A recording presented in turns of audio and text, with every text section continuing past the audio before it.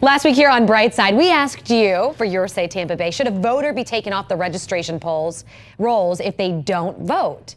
You said no. Brightside reporter Josh Sidorowicz is here, and Josh, the Supreme Court now says yes. Essentially, yeah, by upholding a policy that was used in Ohio, a key battleground state, right? We talked about this. And in Ohio there, the state begins the process of removing a voter from the rolls if they sit out just one general election, presidential election. Now compare that to most other states with similar laws where the process doesn't begin until a voter misses at least 2 or more back-to-back presidential elections.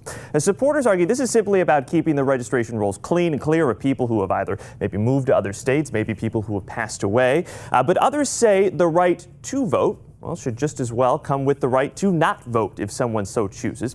Keep in mind, though, all states must regularly make sure that registration lists are up to date, and that includes Florida. But none are quite as aggressive as Ohio's policy. Here in our state, for example, voters are declared inactive after missing 2 back-to-back presidential elections and failing to return a mailed notice. But in order to be totally removed from the rolls, that takes some work. You have to either not update your record, not request a mail ballot, or just not vote in 2 additional back-to-back presidential elections after being declared inactive. So if you're doing the math at home here, I did it for you, that adds up to 16 years of not voting in a general election. That said, well, could Florida adopt a more aggressive approach? Now that the Supreme Court has essentially endorsed Ohio's policy, certainly leaves the door open. However, as it stands right now, it would appear that few states are eager to follow that lead.